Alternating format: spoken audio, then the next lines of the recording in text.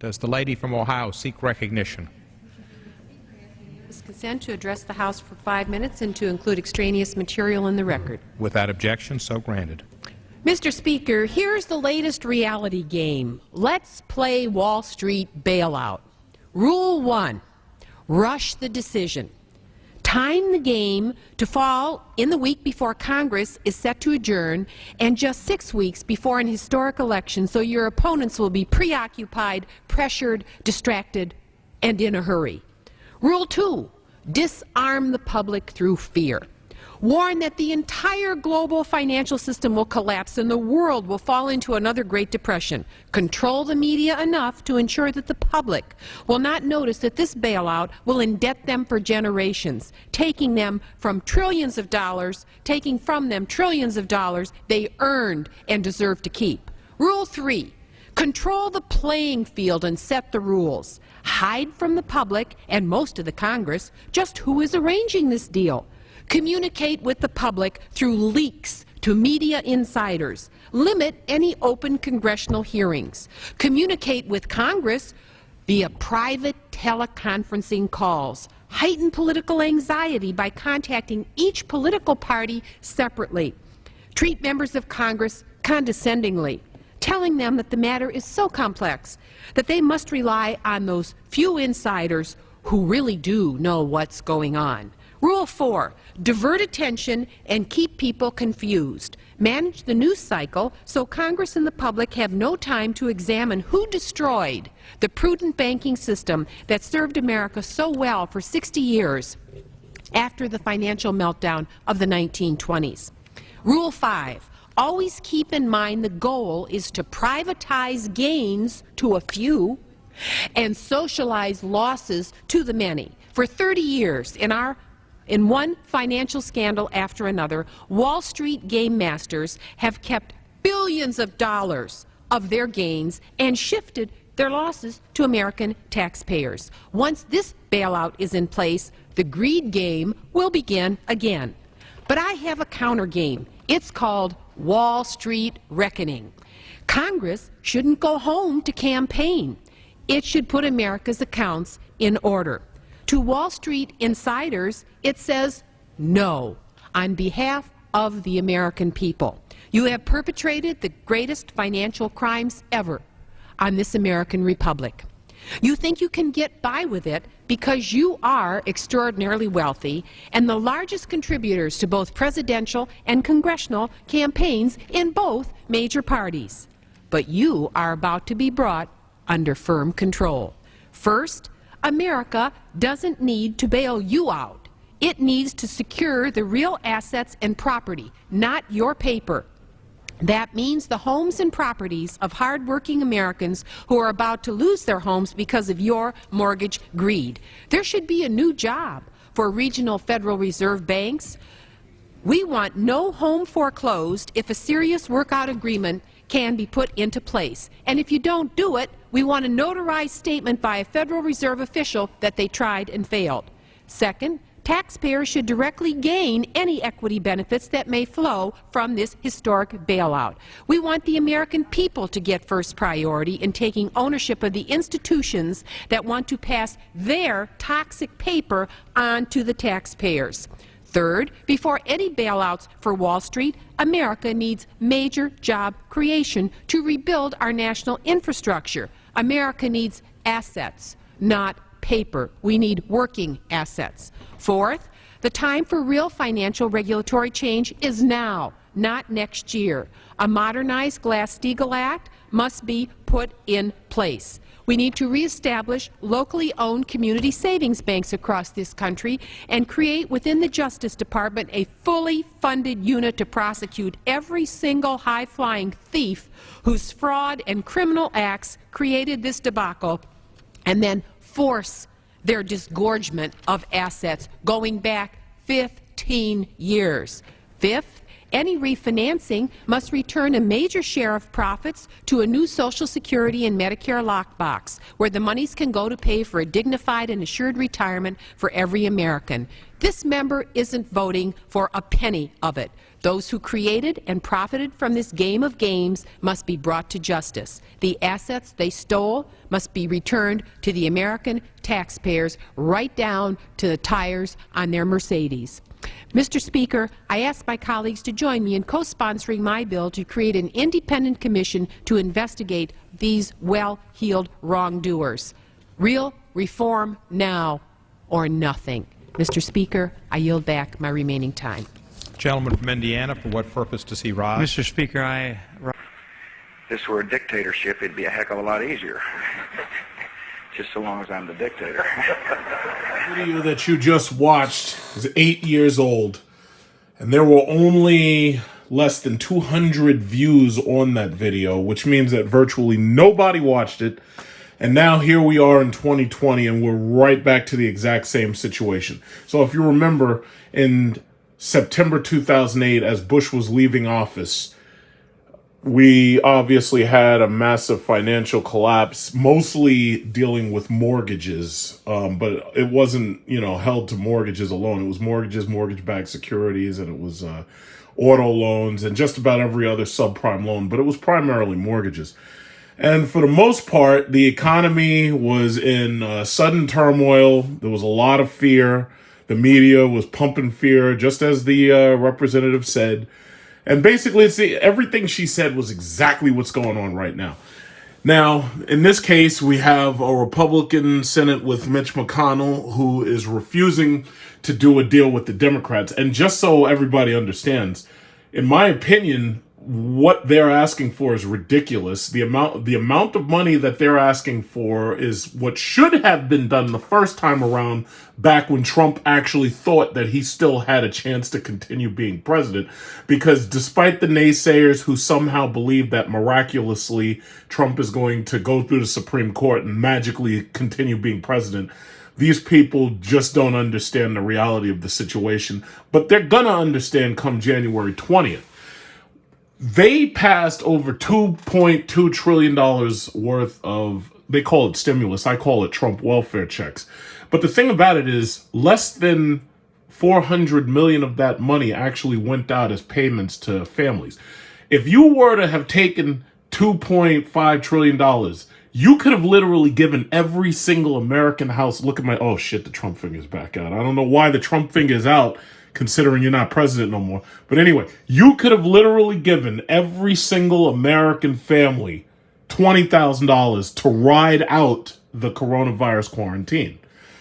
But they didn't do that. What they did was they gave the money to the corporations and the cronies and their friends. Some people stole PPP money, bought Lamborghinis and Teslas. And then you had just that little pittance handed off to the people. And they were thinking, I want you to always remember, despite the fact that people try to rewrite history, a lot of people didn't get stimulus checks simply because they either were normally making over $100,000, and that's regardless whether or not they lost their job. Because some people were making over $100,000, but they lost their job. But because their last tax return said $100,000, they were not able to get that stimulus check in certain cases. Furthermore, Trump made it so that if you were recently divorced or if you owed back child support, you didn't get none of that money. So the beautiful thing about it is, despite the fact that they did everything they could to take the money out of the pocket of the American people and then determine who they weren't going to give any of it to, I'm glad that these 80-something million people showed up and kicked Trump's ass out of office.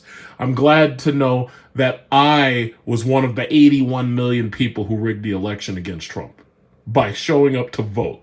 How about them apples?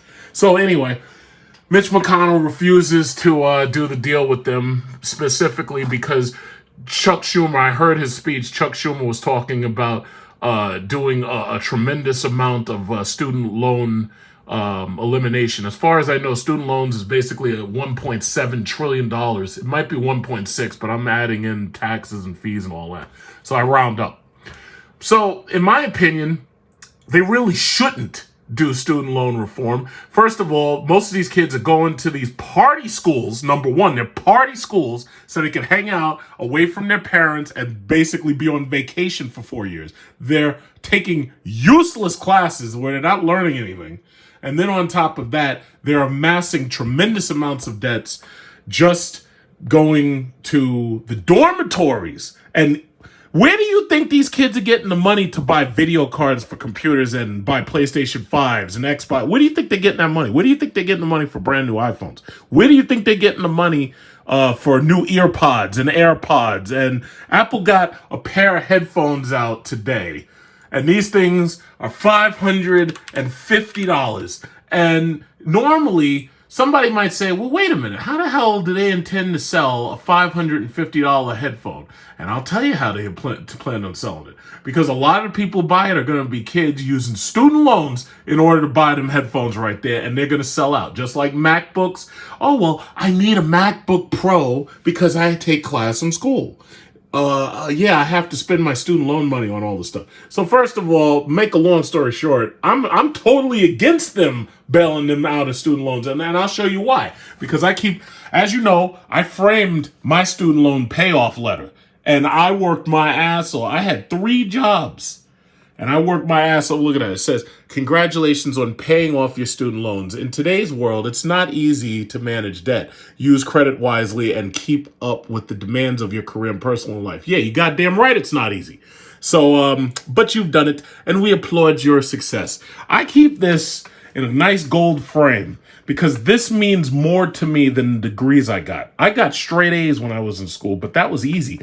This was the hard part. The hard part was beating a system that was predatory lending, that was designed to rip me off and to leave me broke. I'm more proud of my student loan payoff letter and my 850 credit score letter. I'm more proud of that than I am of both my master's degrees and my bachelor degree. And if you don't understand what I'm saying, it's very difficult to explain it any other way. But what I also will say, just to end this video, because I'm not going to keep you up very long. So as you know, I'm trying to help people make money in the stock market. So today, the market was up just a little. I made, $65? But I'm down from 12,000 simply because of the Chinese EV stocks. However, what I should mention is that in both of my portfolios where I have Chinese EVs such as Candy and NIO started to rise again. So I'm just going to hit gain. So basically today, I'm still up, and Candy, KNDI, started rising again. It's at $8.76. Now, keep in mind, it hit $17.45 last week, I think it was, if not the week before last. So yeah, I'm down half on Candy, and I'm going to ride it out. Even with, I have 12 shares of NIO here, but I have more in my other portfolio. NIO started to trickle slowly back up. So I'm not going to sell anything. I'm going to ride it out. Marijuana stocks were slightly down today. What was it? MJNA, MCOA. I'm still up because obviously I bought a lot of shares while it was really cheap. However, I know I should be above $100 on this, and my market value was a little bit higher. But they are slightly down today. I'm not really worried because as soon as we get that moron, scam artist, con man Trump out of the White House and his family, President Kamala Harris is going to legalize weed. So I'm just waiting for that. And once all that happens, it's like marijuana stock is going wherever it goes, and it's taking me with it.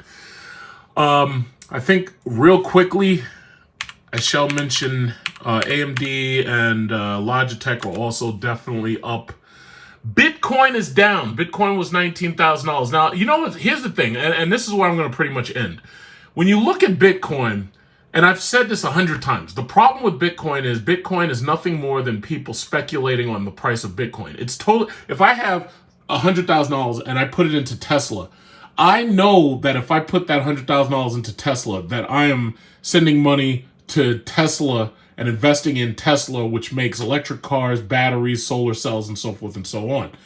If I took that $100,000 and I invested into Apple, I know that I'm investing in iPhones, iPads, and every new thing they come out with, iMacs, Macintosh. Oh, the freaking $500 and $550 earphones. That's what I'm investing in. There's a tangible product behind it. With Bitcoin, the only thing you're doing is speculating on the price. The IRS is coming after people this year who've traded in Bitcoin, especially when they bought in during the halving, and don't normally declare it on their tax returns. So any money that people did make and did pull out of the market, they are going to have to declare that, because otherwise the IRS is going to hem them up.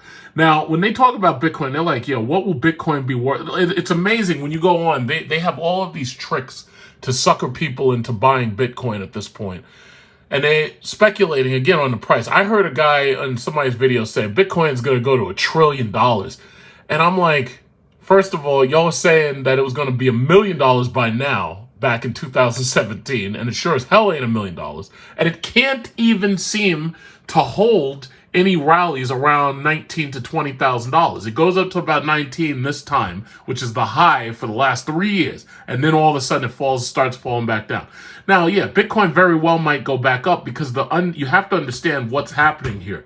People who are being sucked into buying Bitcoin because when they're looking at this and it's telling them how much it's going to be worth, these people are putting a little bit of money in, but the problem is they're trying to hold that money into Bitcoin until it rises high enough for them to sell out. There is no tangible product here. What they're trying to do is basically a Ponzi scheme. They're putting in some money and they're trying to pull more money out. So the old money that's in is waiting for a chance to get out. The problem is waiting for a chance to get out. You never know when it's going to happen. You never know when Bitcoin's going to rise. But the only thing that allows it to rise is people talking about it to get more people into it. A Ponzi scheme. So, I'm sure a lot of people are going to disagree with me. I really don't care. There's tons and tons and tons of altcoins, which are basically the same as penny stocks, but they themselves had the same problem Bitcoin has. There's no tangible product behind it. So investing in penny stock marijuana is not the same thing as investing in penny stock altcoins. So they're up there saying, oh yeah, Bitcoin could be $397,000. It says, what will Bitcoin be worth in 2020? It says Bitcoin could reach a high of 20,000. Yeah, I haven't seen that happen. And the reason why is because I believe that most people who have bought into Bitcoin have their sell figures set somewhere around 19,000. They're trying to sell out around 19,000. Many of them did buy in when it was between 3,000 and when it was between what it is now.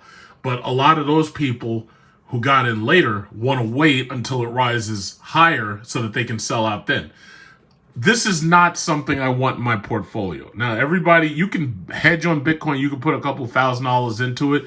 That's your choice. But this is not something you want in your portfolio, especially if you travel internationally like me, because sooner or later, they might be able to say that you're money laundering or you're doing tax evasion. I don't need that.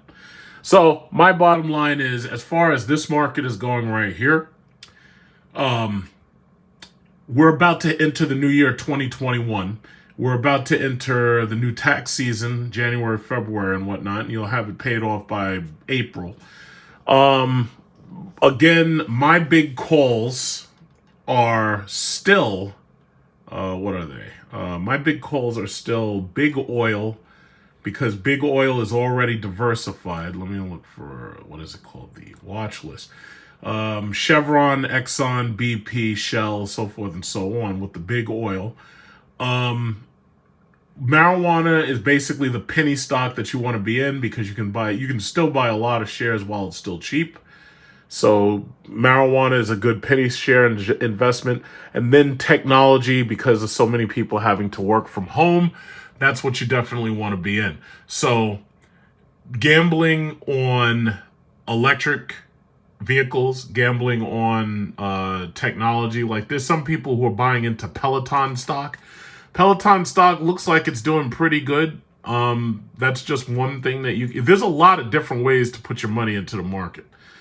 And you're hoping that you make out well. So my thing is, for people who want to be safe, bank stocks, what is it? Carver Bank is a black-owned bank. Investors Bancorp, Santander, Bank of America, Wells Fargo, Citi, Capital One, and JP Morgan are some of the ones that I hold. There are other banks, but these are the only ones that I actually have. The other ones I figured I'd only buy mostly American banks, just like I bought American oil companies. Cruise lines. What is this? Royal Olympic, Carnival. These are the ones that you would definitely want to be looking into. That's if you, a lot of millennials invest in cruise lines because they understand that cruise lines are eventually, when coronavirus is over, they're going to be profitable again. What causes the market to rally is all the excitement based on the coronavirus vaccine that's coming. And that also carries over to the airlines, because the thing about it is most countries aren't going to want people traveling unless you're vaccinated. So there's a lot of people with the conspiracy theories, oh, this is the market of beast and blah, blah, blah. Me personally, you don't need a really good excuse not to take the vaccine. You could just say, listen, I'm not taking it because it looks like it was rushed, and I don't want to take a rushed vaccine. So what I'm going to do is I'm going to let them test it on Trump supporters first, and what I'll do is I'll sit back and wait and see if they turn into werewolves or vampires or something. And if they don't, then maybe I'll consider it, but I have to see. Basically, it's the scientific method. I'm not going to test that on me. I'm going to test it on you. And, you can consider it bad science, but if I see a large amount of the population get it, and everything's okay, then, maybe I'll consider getting it for myself. But I damn sure ain't going to be the first online to have it, because the last thing you want is to have one of these I Am Legend situations where they come out with something, they think that this shit cures cancer and everything, and next thing you know, everybody in the world turns into goddamn vampires. Because this guy right here, that looks like Rudy Giuliani. I mean, look at him; he's bleeding from the side of his face and everything. That looks just like Rudy Giuliani right there. So it's like, nah, man, I'm not. They're not testing nothing out on me. I read about the Tuskegee experiment. I'm not interested in replaying any of that. And if you haven't seen the movie I Am Legend, then you really should see it, so this way you understand what movie reference I'm making. Because they think that they're just gonna force people to take this shit. Like, if my job says I'm gonna sue them. I'll sue them in court. I'm not taking nothing until I see everybody else take it first. And at that point, if the rest of y'all survive and whatnot and don't turn into monsters, or you don't genetically deteriorate, it's like, then maybe I'll consider it. Maybe I'll consider it. Because Will Smith had a really hard time getting through that city with all them goddamn vampires. I'm not dealing with that shit. And I got a shotgun too, so if the rest of y'all turn into vampires and everything, I'm ready. And believe me, it's like I'm not playing that game.